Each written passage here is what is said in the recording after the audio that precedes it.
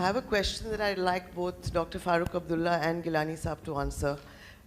You know, there are different positions on Kashmir, autonomy, self-rule, secession, self-determination, and different parties stay rooted to stated positions. Is there no way that representatives of these different positions can sit together and find a way forward? The topic is Kashmir, what next? Can you leave behind your stated positions, Farooq Saab and Gilani Saab? Because there are people there who are tired of violence and are looking for peace. Well, as far as I'm concerned, and my party is concerned, any solution which can bring peace to this entire subcontinent, I'll have no objection to any solution that emerges which brings peace and tranquility in this entire region. I'm not going to stick to that my solution is the only solution. I've continuously said that, and I continue to say the same thing again. Whatever is good for betterment of the human beings is welcome to us. We're not stuck with this, that only autonomy is the only solution, not at all. But also at the same time, I will say, division is not acceptable to Farooq Abdullah or his party. Enough is enough.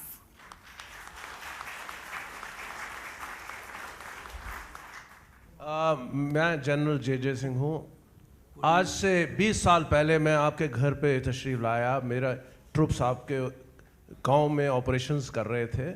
बाइज़्ज़त आपके घर बैठ के मैंने कहवा पिया, आपसे बात की.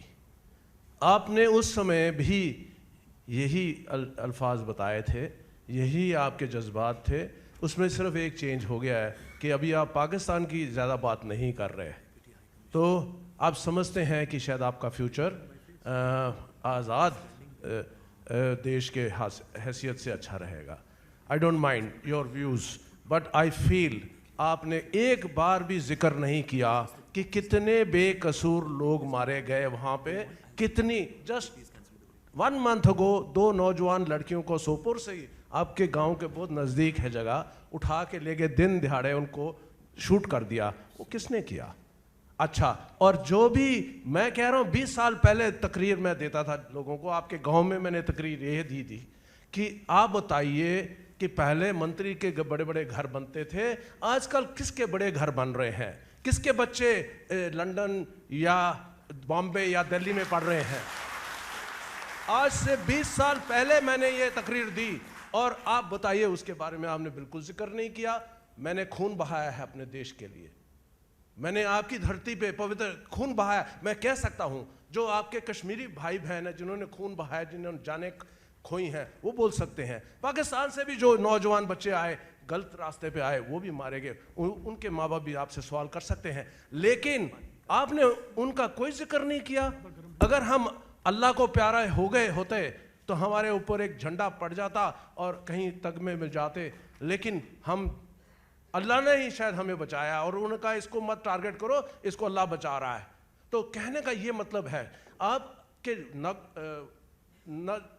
जो आपकी नसें हैं, आपके ब्लड वेसल्स हैं, इसमें खून तो आप ही की पूर्वजों का है ना.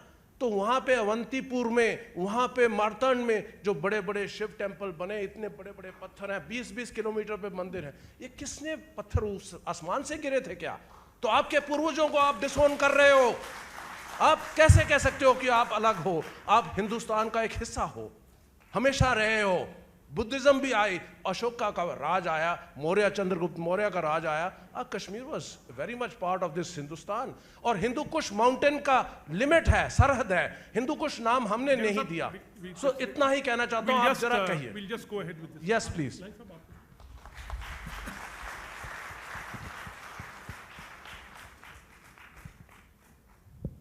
मैं आप सब हजरात के हर सवाल का वेलकम करूँगा, जो भी आप सवाल पूछें.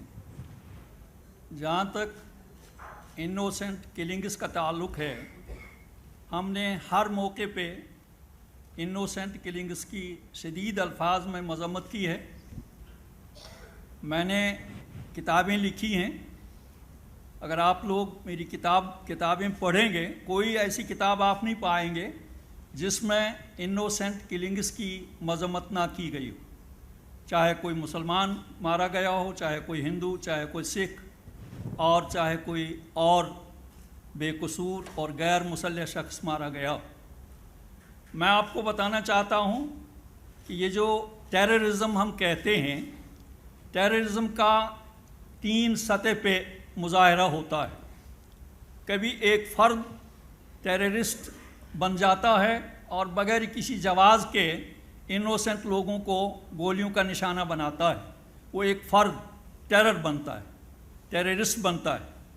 और उसके बाद एक और दर्जा है टेररिज्म का, एक ग्रुप होता है जो बगैर किसी जस्टिफिकेशन के, बगैर किसी जवाज़ के बंदूक उठाकर नहातों को गोलियों का निशाना बनाता है, उसका भी कोई जायज़ पर्पज़ नहीं होता है। और तीसरा टेररिज्म जो है वो स्टेट टेररिज्म होता है, जो स्टेट अपनी फ़ौज, अपनी पुलिस और अपने ज़राया और वसाइल को इस्तेमाल करके आज़ादी और जद्दोजहद और अपना पैदाइशी और बुनियादी हक हासिल करने के लिए आवाज़ें उठाते हैं, उनको स्टेट टेररिज्म की बुनियाद पे दबाया जाता है, ज़ेर किया जाता है, उनका खून बहाया जाता है, उनकी इज़्ज़तें और असमतें लूटी जाती हैं। और ये तीनों किस्म के टेररिज्म जो हैं आज सारी दुनिया में फैले हुए हैं, और हम हर एक किस्म के टेररिज्म की शदीद अल्फाज में मजम्मत करते हैं। हमने किताबों में लिखा है, अपनी तकरीरों में कहते हैं, और हर जगह जहाँ कहीं भी हम जाते हैं लोगों को के पास, वहाँ हम हर किस्म के टेररिज्म की मुखालफत करते हैं। मैं आपको बताऊँगा, हम लोग जोधपुर जेल में थे। जोधपुर जेल में 20 मार्च को यहाँ अमेरिका के सदर दौरे पर आए थे, बिल क्लिंटन। जोधपुर जेल में हमको खबर मिली कि छठी सिंहपोरा में 35 सिख भाइयों को कत्ल किया गया है। और उसके बाद जब उस 35 सिख भाइयों के कत्ल की जब तहकीकात हुई, अभी तहकीकात नहीं हुई बल्कि 35 सिखों के कत्ल करने के बाद 5 निहत्ते मुसलमानों को गिरफ्तार किया गया आर्मी की तरफ से, और दावा किया गया कि ये फॉरेनर्स थे और ये गन वाले थे। इन्होंने छठी सिंहपोरा में 35 सिखों को मारा, 5 लोग इस तरह मारे गए। तो जब वो 5 लोग चूँकि निहत्ते थे, उनके हमसाए जब मुजाहरा करने के लिए निकले तो मुजाहिरों पर गोलियां चलाई गईं। फारूक साहब की हुकूमत थी और उन पर गोलियां चलाकर 8 लोगों को शहीद किया गया, मुजाहरा करने वालों पर जो पुरअमन मुजाहरा कर रहे थे। कुल मिलाकर 48 लोगों को मारा गया, कत्ल किया गया। और जब इस वाक़े की तहकीकात हुई तो मालूम हुआ कि फ़ौज के साए में जो लोग पल रहे हैं वहाँ, और जो एजेंट्स होते हैं फ़ौज के, चाहे इखवान के नाम पे चाहे किसी और नाम पे, ये उनका कारनामा था और उनकी कारस्तानी थी, जिन्होंने पहले 35 छठी सिंहपोरा के 35 सिखों को कत्ल किया बेरहमी के साथ, और फिर 5 निहत्ते जवानों को ये इल्ज़ाम देकर कि ये फॉरेनर्स हैं और सिखों के कत्ल में मुलव्वस हैं, उनको कत्ल किया गया।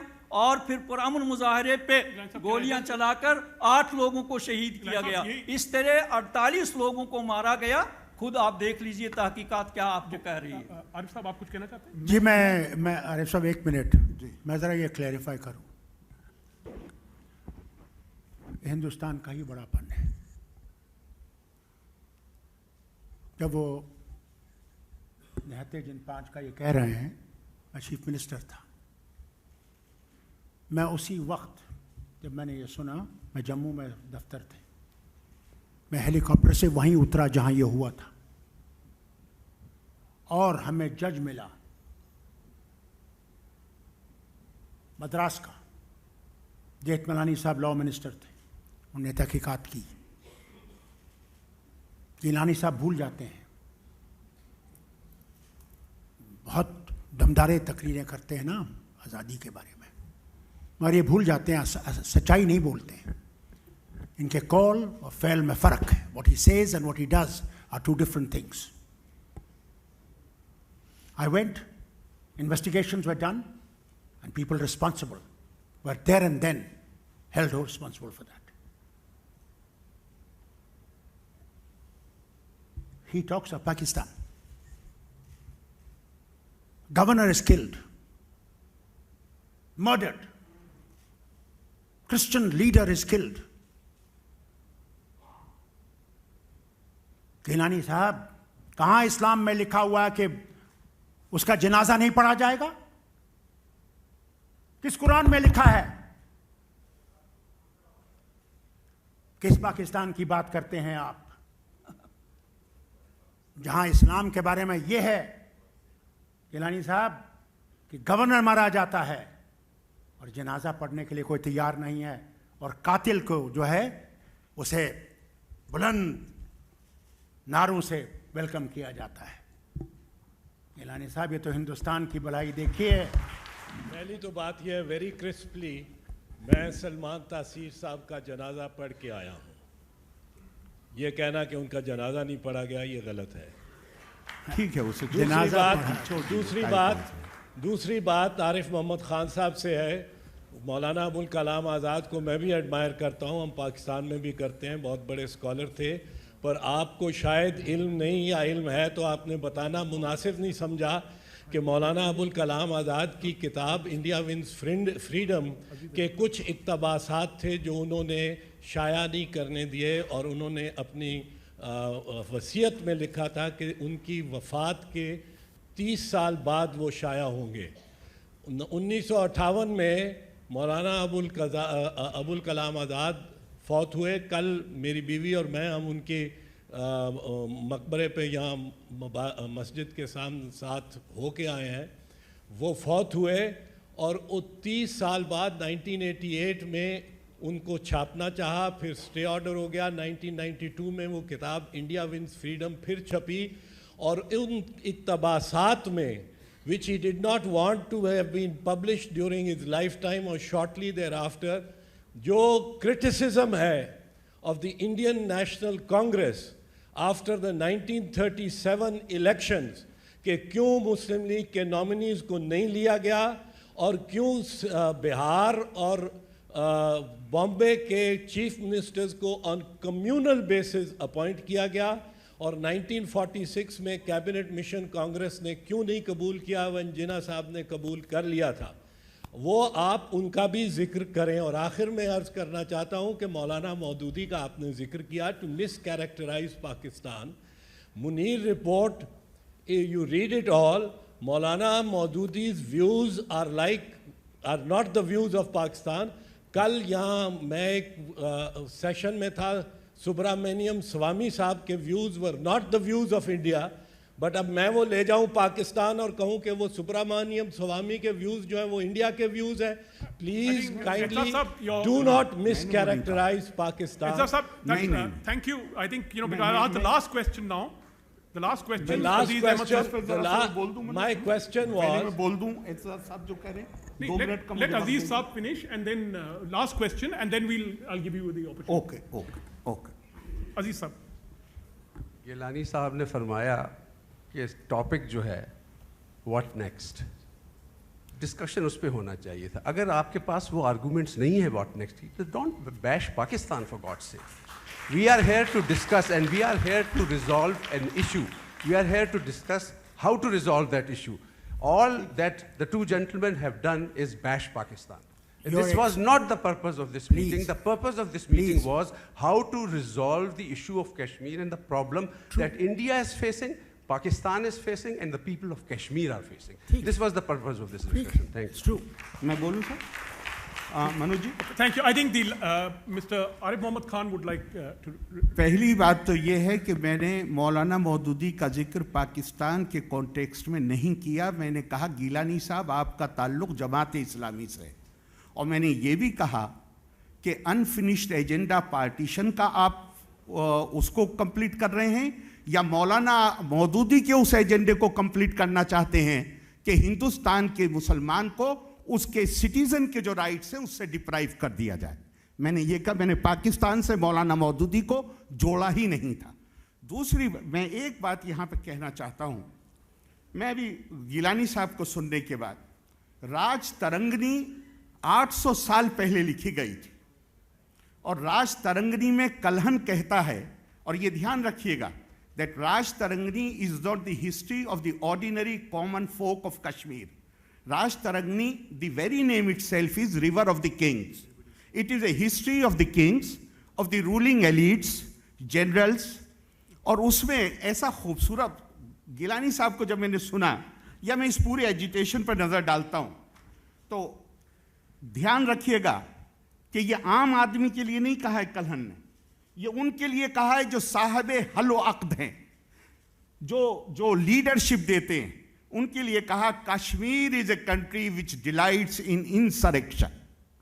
یہاں کی یہاں پہ جو انہوں نے کہا کہ یہاں یہ سب سے زیادہ مزہ ہی اس میں آتا ہے کہ کس طرح اپرائزنگ ہوتی ہیں, کس طرح پیلیس کوز ہوتی ہیں. ابھی گیلانی صاحب نے, اور بس میں 1 منٹ میں ختم کر رہا ہوں, 1 منٹ میں ختم کر رہا ہوں, 1 منٹ میں ختم کر رہا ہوں. گیلانی صاحب نے بہت دردناک منظر, اور آپ یقین مانیے گیلانی صاحب تو 1 لاکھ بتا رہے ہیں, پولیس کے ہاتھوں مارا جائے چاہے فوج کے ہاتھوں مارا جائے, اگر ایک آدمی بھی مرتا ہے that's a tragedy. If more than one die they are only statistics. لیکن گیلانی صاحب آپ تو عالم ہیں, میں تو اپنے آپ کو صرف طالب علم مانتا ہوں. قرآن حکیم کی ایک آیت ہے, وَاتَّقُوا فِتْنَةً لَا تُصِيبَنَّ الَّذِينَ ظَلَمُوا مِنْكُمْ خَاصَّةً. فتنے سے ڈرو, مسچیف سے ڈرو, کیونکہ مسچیف جب کرو گے تو اس کے نتیجے میں جو لوگ پریشان ہوں گے, جن کو سزا ملے گی, وہ صرف ان کو نہیں ملے گی جو مسچیف کرتے ہیں, بلکہ معصوم لوگ اس کے دائرے میں آئیں گے. جب آپ جو تحریک آپ نے 20 سال چلائی, 2008 سے آپ پیسفل ہو گئے, جو تحریک آپ نے چلائی ہے جس کے نتیجے میں 2.5-3 لاکھ کشمیری پنڈت گھر چھوڑنے کے لیے مجبور ہو گیا, اس تحریک کے بعد آپ کو یہ حق نہیں ہے کہ آپ یہ کہیں کہ کسی کے اوپر ظلم ہوا. Arif Saab, what I'm going to do as an exceptional case. Mr. Chairperson, thank you very much for letting me speak. I'm truly pained today, and I'm aghast that a person very close and a mirror image of Osama bin Laden is talking about democracy today. Sir, I am a Kashmiri. I'm a Kashmiri Pandit myself.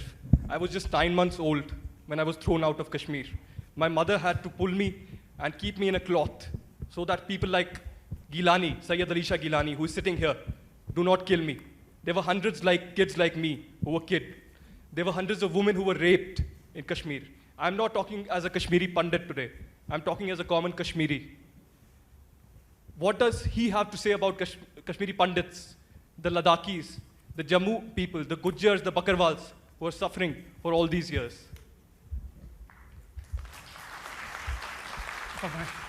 Sir, I haven't finished yet. I do not want answers from I him. would request Sir, you. Just a second. I do not want answers from him. I know him. I know his ideology.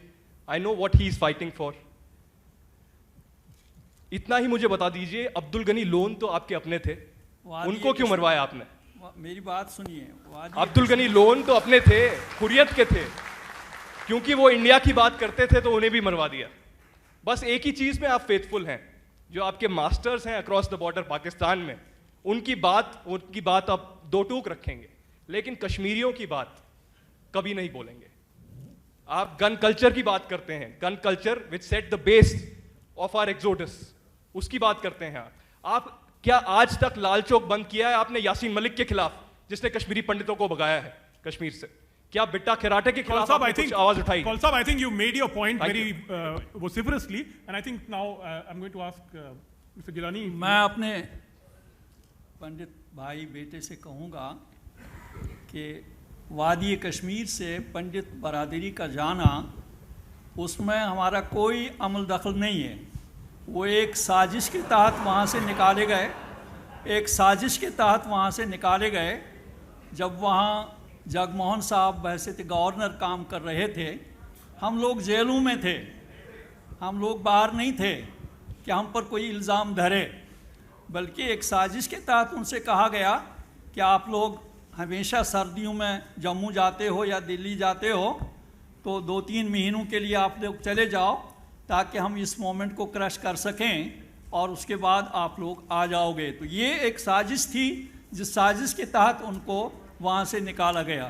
اور ہم نے ہر موقع پہ جموں کشمیر میں جو بھی لوگ بستے ہیں, چاہے مسلمان ہو, ہندو ہو, سکھ ہو, عیسائی ہو, بودھ ہو, ہر ایک سے ہم نے برادرانہ سلوک کیا ہے. اور ہماری جو فرقدارانہ بھائی چارے کی روایات ہیں ان کا کہیں بھی اور آپ کوئی نمونہ نہیں دیکھیں گے, کوئی مثال آپ کو کہیں نہیں ملے گی جو جموں کشمیر میں بھائی چارے کی مثالیں ہیں.